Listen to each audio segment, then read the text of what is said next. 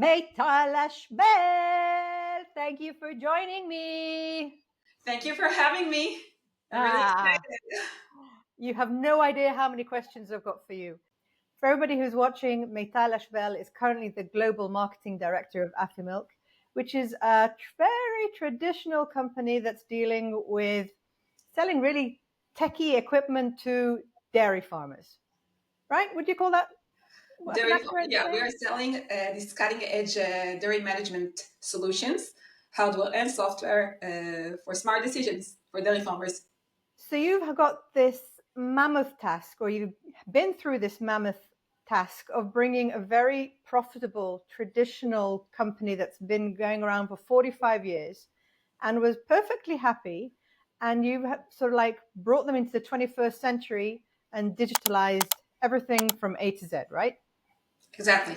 Back then, 3 years ago, Milk was selling through dealers, and there still are, but we want the dairy farmers also to know the product and to demand it from the dealers. So if you want to go wide beyond just the data list, the customers list of the dealer, I need to be on social media.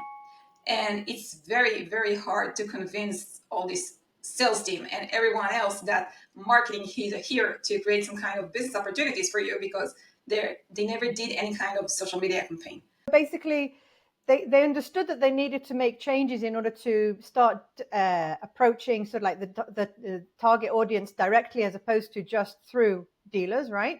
Yeah, And it sounds like the CEO was pretty, with it and understood that he needed a senior marketer in order to do that.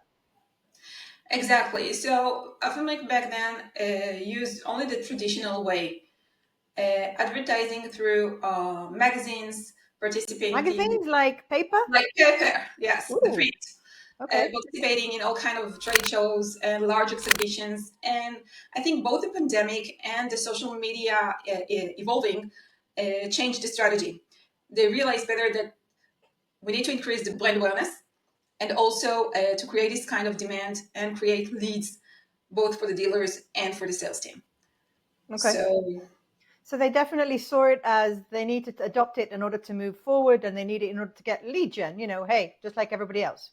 exactly. So where did you start? I mean, The first point is the introduce CRM and marketing automation tools.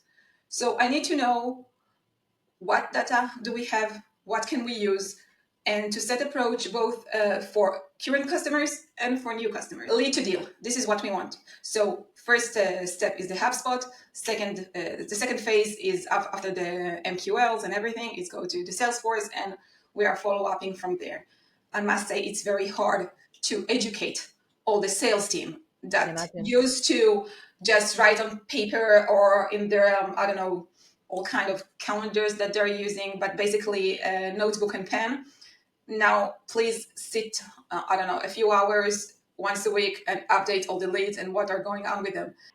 I am sure that you were so popular with the sales team because you were saying to them, hey, from now on, instead of having your cup of coffee, have your cup of coffee while you are actually filling in Salesforce. They thought, Meital, this is the best use of our time. Thank you for giving this to us. Exactly. The the common sentence, the common reaction that we got from them was, "I don't need to do your job." So Sweet, so lovely. Yeah. yeah, very warm because they assume that the marketing is here to design your booth or to design your The decoration interview. committee. Oh, Yeah, lovely. Yeah. Mm. they didn't realize back then that we are here to set real business opportunities. Mm-hmm. Once they start getting those leads, the hunger also. Mm.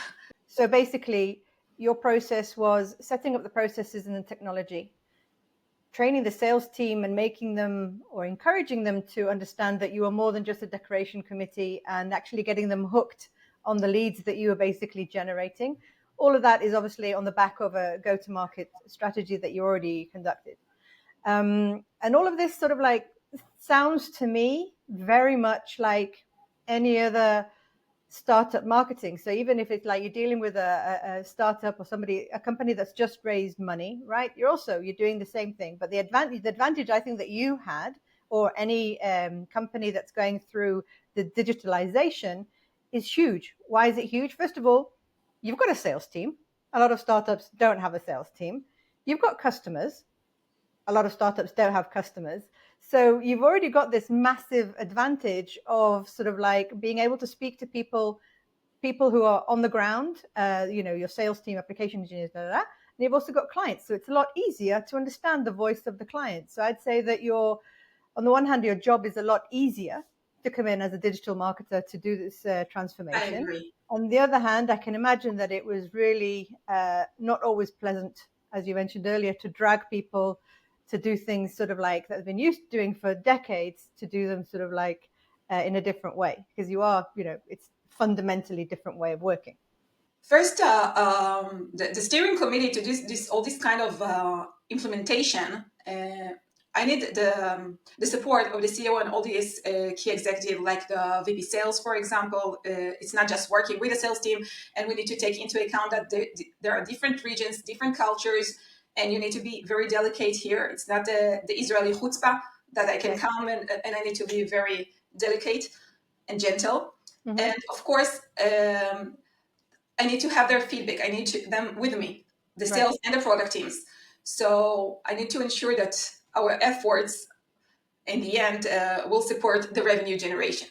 Right. And of course, I needed with me also the IT teams, since much of the digital transformation involves the technical upgrades that I don't know a clue, and everything go through them. So they became my best friends.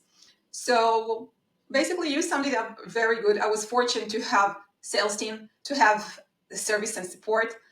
So what did your first 6 months on the job look like, and what kind of KPIs did you set yourself? Because obviously it wasn't as if the floodgates of leads was going to open up and immediately it was going to be like, woohoo, we've got leads. So what were the first 6 months like? What kind of KPIs were you setting yourself? Yeah, so in the first 6 months, I'd set KPIs that focus on visibility, engagement, and the foundation for future lead generation. For example, this will include website traffic, for example, SEO, start to launch digital campaigns for brand awareness. Where, on social media channels? Yes. On like Facebook and LinkedIn and X and stuff? LinkedIn, basically Facebook. For digital, for dairy farmers, it's basically Facebook, because they also use the Facebook groups. Right. So it's more wise to be there. They don't use Instagram because these are the young folks. They're the next generation for them, as they say. LinkedIn, part of them, the dealers and the enterprises and the consultants will be there. So we have this complementary industries. And so we basically focused on Facebook and Twitter in some countries. All right. So let's talk about the hairy subject of marketing budget, because this is a traditional company. They've done exhibitions, they've done a bit of print advertising, and they've got some, travel expenses. But building a marketing budget for digitalization, how did you go? Like, give me some pointers here. Once we set the marketing budget, of course, we have the forecasted sales and we take the percentage out of it. But we still defined some budget to align with the business goals and objectives, where we want to be. And if we want to invest in brand awareness on social media, I know I need to put money there. If I want to put, if I recognize that I need HubSpot or Salesforce and everything that's related to that, we will put money also in there. So it's not black and white here, but you really need to convince the CFO, also needs to be your best friend, and to invest the budget. Of course, everything needs to be smart here, but and with the right reasons.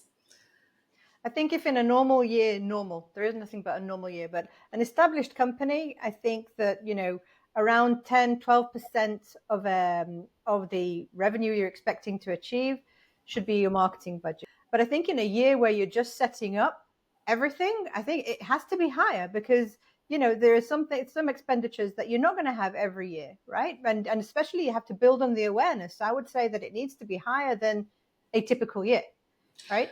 Yes, exactly. If we plan a major CRM implementation or a major campaign, so you need to allocate the right portion of the budget towards this initiative. I totally agree with you. Right. So at the same time, we recognize the importance of traditional channels. Also, we need to allocate budget to this. All right, Meital, we've spoken about a lot of things here that our friends, the marketers, need to take into consideration when going through a digitalization project for traditional companies. Let's just recap. So basically, we start off with the technology and the processes, right? Yes. Number Setting the two right is infrastructure. right. Yeah. Okay. What's number two? Setting strategy.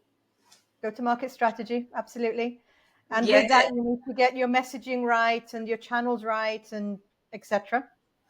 And of course, we need to get the entire organization on board with us. Right. So you need a lot of training and a lot of internal sort of like huddles as to explaining what we're doing and why we're doing it and what's the best approach and listening to a lot of people, right? Yeah, I totally recommend to allocate some money for this training and skills development.